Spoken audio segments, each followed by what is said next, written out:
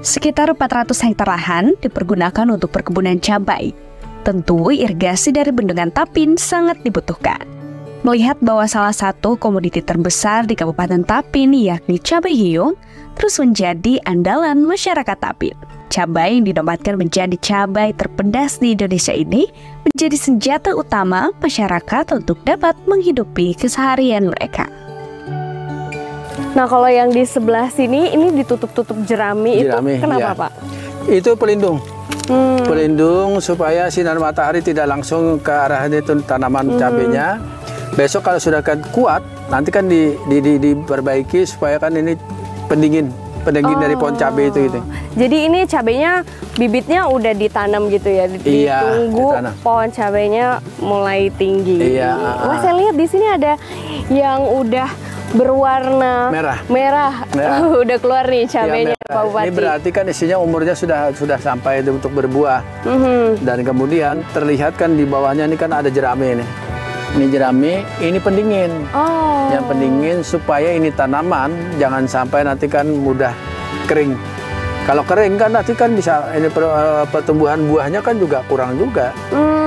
Jadi kalau dingin dia tetap ini nanti menyebar nih buahnya nanti. Pak Bupati dan juga Ibu, bagaimana sih cabai hiung ini bisa menjadi komoditi pangan terbesar di Tapin? Iya, awalnya kita tidak juga coba-coba aja kemarin ya. Kita kan mengambil bibit cabai ini dari kaki Gunung Meratus ya awalnya. Ini kita coba tanam di daerah kita ini yang 420 hektar ini. Kemudian setelah ditanam, tumbuh subur dipelihara oleh masyarakat begini. Dan cabainya cukup pedas. Nah, akhirnya dikembangkan saja terus-menerus. Artinya kepedasannya itu ada sampai 17 kali lipat dari cabai yang sudah ada di Indonesia. Wah, nggak main-main ini tingkat kepedasannya ya, saudara. Kok bisa sih sampai diklaim 17 kali lebih pedas daripada cabai rawit biasa, Pak Bupati? Iya itu. Kata mungkin kita isinya berasumsi bahwa keasamannya di sini cukup tinggi. Dari 3,3 sampai 3,5 keasamannya. Kan dari asam itu jadi pedas. Memang sudah teruji gitu ya Pak Bupati, 17 kali lebih pedas ya. Produk-produk yang dihasilkan dari cabai hiung ini apa aja Pak Bupati? Kalau itu hasilnya kan ada 4. Pertama kan hasilnya kan karena cabai ini tidak bisa kita setiap hari dijual ya. Mungkin harus dikeringkan ada juga, jadi bikin ini kan abon, ada varian sambal, ada kemudian varian. Nah jadi kan, pakai sambal binjai, pakai sambal jeruk, mangga. Oh jadi ada banyak produk yang diolah dari cabai hiung ini. Produk memangnya biasanya hasil panennya itu per kali panen berapa banyak Pak Bupati? Mungkin sampai ini juga sampai 100-200 kilo juga. Kilonya. Masyarakat begitu dia panen langsung dijual gitu. Berarti perekonomian masyarakat di Desa Hiung ini terbantu dengan adanya kebun cabai ini ya Pak Bupati? Iya. Apakah pendapatannya kemudian meningkat karena katanya sebelumnya pencari kayu garam itu gimana Bu Bupati? Iya, sebelum adanya cabai hiung ini masyarakat sini mata pencahariannya dengan mencari kayu bakar tadi, kayu garam itu tadi. Dan setelah adanya cabai hiung ini, pendapatan ekonomi keluarga otomatis secara signifikan meningkat. Dan pada umumnya mereka bisa membeli rumah, membeli motor, mobil. Nah itu tadi dari penghasilan ini tadi. Banyak yang penasaran nih dengan rasa cabai hiung. Saya juga penasaran nih Pak Bupati dan juga Ibu. Kita mau cobain cabai hiung yang 17 kali lebih pedas daripada cabai rawit biasa. Seperti apa rasanya kita langsung cobain ya Pak Bupati dan juga Ibu. Siap.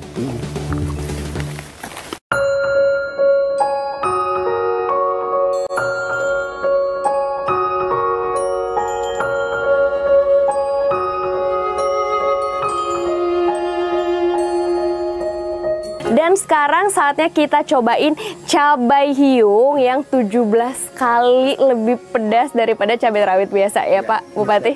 Di sini udah ada beberapa gorengan, ada tempe, ada tahu, ada ubi, ada singkong. Kita mau cobain bersama dengan cabai hiungnya nih ada di sini pemirsa, seger-seger banget. Untuk membuktikan kepedasannya, kita mau coba dari 1 biji cabai. Ini cabenya ya, kita coba ya. Mudah-mudahan tahan Bupati makan cabenya. Oke. Bismillahirrahmanirrahim. Bismillah, kita makan tahunya dulu.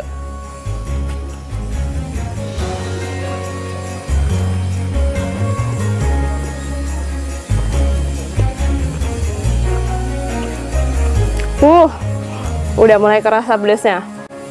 Wah, satu gini Pak Bupati udah habis, saya masih setengah loh.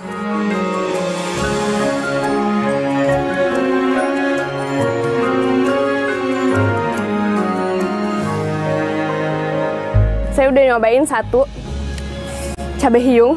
Ini pedasnya masih berasa, katanya sih pedasnya awet gitu ya.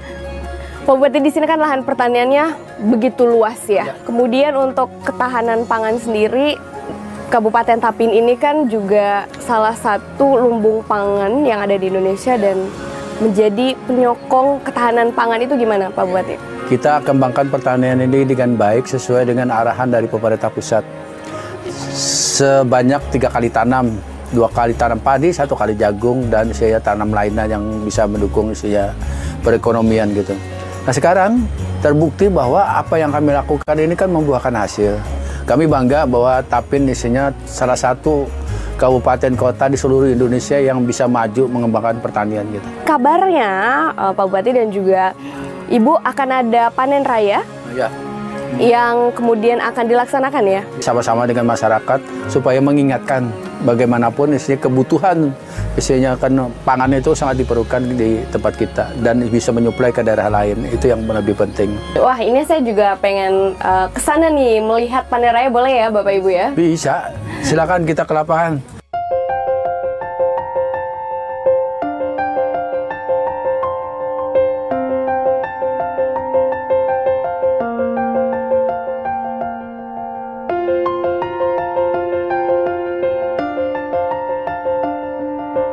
Sudah sampai di lokasi panen raya hari ini yang berada di Desa Bungur Desa Bungur, Baru. ya. Oke. Desa Bungur Baru, Kecamatan Bungur. Baik, sebelum proses penanaman bibit kita naik komben dulu ya Bapak ya? Kita mutuk padi dulu. Iya. Oke, kita akan naik komben dulu sebelum penanaman pemirsa.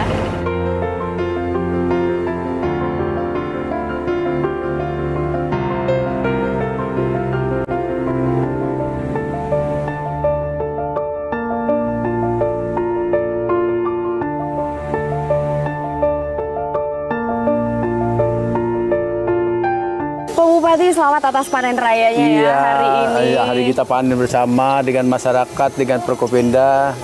Alhamdulillah hasilnya kita bisa jalankan. Pertama tadi kita panen padi ya, panen padi. Jadi panen padi ini kan ini di sini yang duluan nih yang matangnya, yang matangnya. Yang berikutnya nanti kan sebelah ini kan akan dipotong juga nanti. Bahwa alam kita ini kan 2 kali padi, 1 kali kedelai atau jagung. Nah sekarang hari ini yang ketiga kita tanam kedelai. Tapi untuk tantangannya sendiri di Kabupaten Tapin terkait dengan sektor pertanian itu seperti apa Pak Bupati? Tantangannya itu adalah hasilnya kami berharap bahwa ke depannya itu kepedulian pemerintah pusat itu kan terus ditingkatkan. Karena mereka ini kalau dalam 1 hektar dikajakan secara ini individu nggak mungkin selesai. Tapi kalau isinya alat modern pakai asintan, kita yakin isinya kan mereka ini kan bisa menggarapnya dengan baik, dengan lancar, sesuai tepat waktu.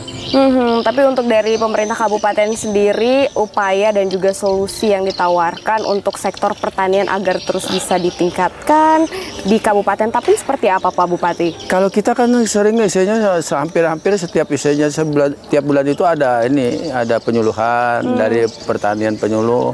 Kemudian saya disampaikan kepada mereka bahwa pertanian ini jangan ditinggalkan. Yang terakhir, jangan dialihfungsikan.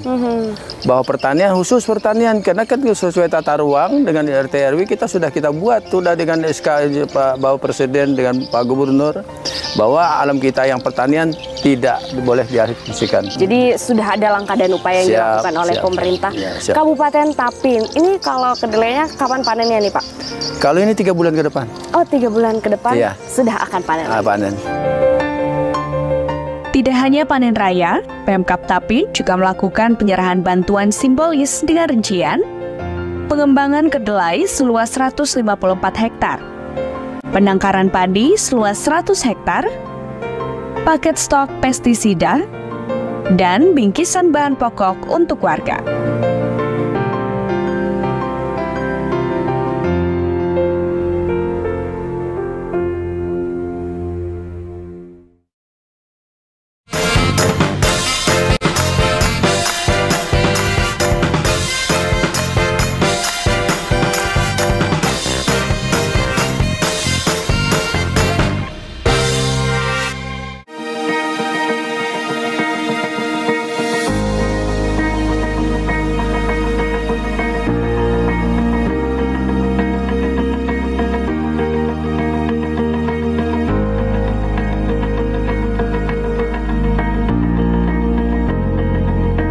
Wave Beats Music.